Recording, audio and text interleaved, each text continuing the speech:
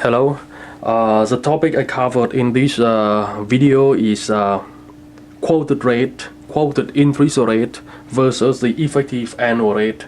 So sometimes you may see the bank say quoting like they offer the interest rate of 3% compounding quarterly, or 3% compounding monthly, or 2% compounded daily, things like that, So it is very confusing when you have to compare interest rate with different compounding frequency.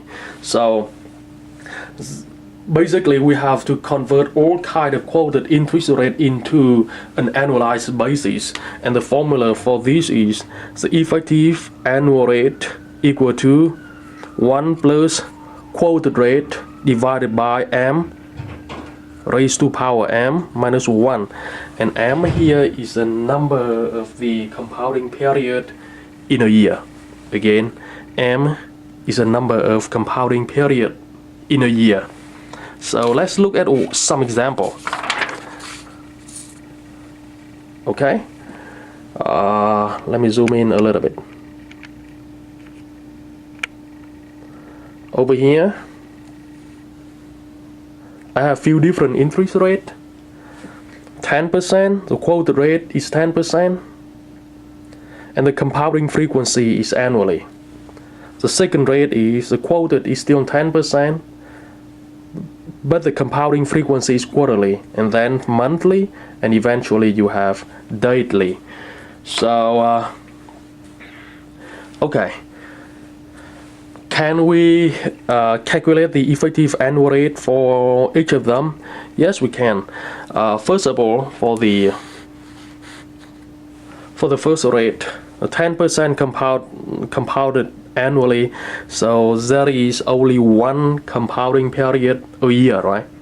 So basically, according to the formula we have right here, we have m equal to 1, and the quoted rate is 10%. So we have 1 plus 10% divided by 1 raised to power 1 minus 1. And in this case, because the interest rate is compounded annually, so we have the quoted rate of 10% is exactly the same as the effective annual rate. Now things change when we move to the next rate, where the interest rate is compounded quarterly. So it means the interest rate is compounded every 3 months, and there is 4 compounding period within a year. So apply the formula we have. The m in this case will be 4, right?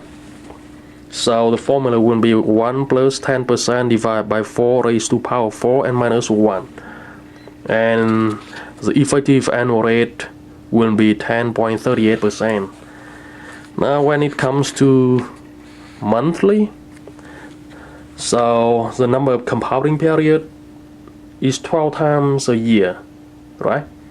So the formula will be 1 plus 0.10, which is 10%, divided by 12 raised to power 12 minus 1, and then the effective annual rate is 10.47. Finally, if our interest rate is compounded daily, it means there are 365 compounding period a year. So the formula is like that, and the effective annual rate is 10.52. So now you can see, there is an inverse relation between the effective annual rate and the number of compounding period within a year. So the faster, the more compounding period in a year, now the higher the effective annual rate. So that's it. Thank you.